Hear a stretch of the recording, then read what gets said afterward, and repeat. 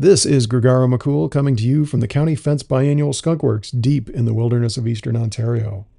Since art editor Walter Liu couldn't find the local art scene found him. And they're not so sure they like what they found.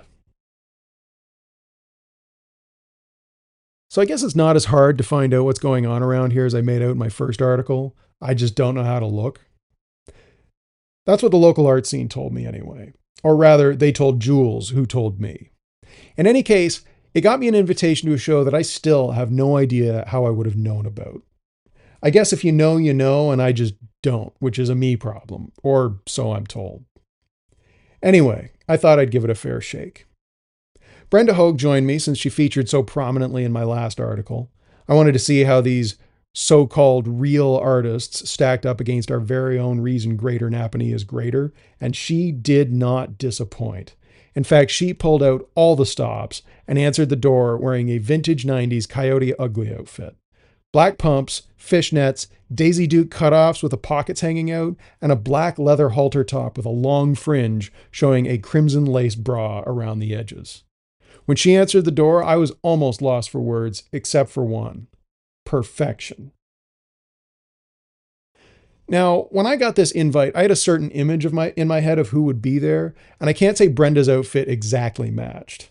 I pictured retired accountants milling about politely in suits and evening gowns, but the parking lot of the converted church where the show was being held was full of shiny, new Harley-Davidson motorcycles. Maybe Brenda had the right idea after all. Inside, the space was bright and clean with all the church stuff stripped out and everything but the vintage hardwood floor painted warm white so as to not distract from the art. String lights crisscrossed the space and people milled about with glasses of local wine. The walls were hung with paintings, but there were easels and movable walls set up in the middle of the big room as well. Most of the art was paintings, but there were a few folk pieces and sculptures too. It turns out I was the only one to wear a suit, save for the servers in white French cuffed shirts and black waistcoats.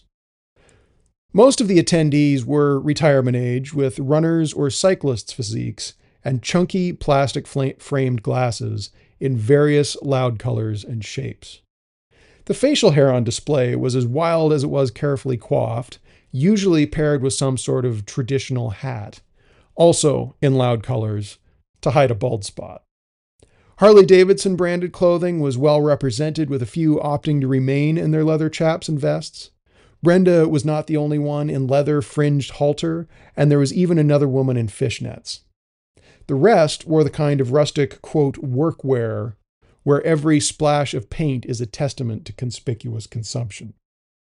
Speaking of workwear, a few of the artists wore their studio clothes. Nice leather aprons and overalls, the kind no artist I've ever known could afford to waste money on. The art itself was fine. More seagulls on bleak landscapes, farmscapes with rustic machinery that's been dust since the 70s, group of 7 clones with some modern twist. It was all technically very well done, but I didn't see an original idea in the place. There were a few sculptures, the Roman nude bathing with a clay pitcher, and cute stuff on very methodically distressed wood. It was the kind of thing that would look great in a brand new, no expenses spared cottage. And it was not my scene. It wasn't Brenda's either. I found her alone in the corner, on her 3rd glass of wine, grumbling about dentists. She'd bitten into the pit of an olive and had 5 bystanders in leather chaps immediately confirm that she'd cracked a filling. As it turns out, most of the guests and the artists were dentists, doctors, or other well-paid professionals who had retired to the country and taken up painting. I suggested we take a loop and make sure we hadn't missed anything for the story. Then we could leave. However, we didn't get to stay much longer. While looking at an impressionistic picture of an old barn, the kind that burns down every other week near my house, Brenda asked a little too loudly who would pay $4,000 for it. And I agreed. It was very well executed in a modern, oversaturated, maximalist style, but it looked like every other piece of rural, sentimentalist landscape art I'd seen. Apparently, I was wrong, or so the people around us informed me. I suggested that perhaps it just wasn't suited to my tastes, and then it was patiently explained to me that my tastes were also wrong. That's when Brenda told them what she really thought, and we were asked to leave. As you might have guessed, I was Brenda Hoag's #1 fan before that night, but now I might be in love. First of all, her outfit was really doing it for me. Brenda has what I like to call a luxurious figure, and that paired perfectly with her retro outfit. But I have never seen such confident sass.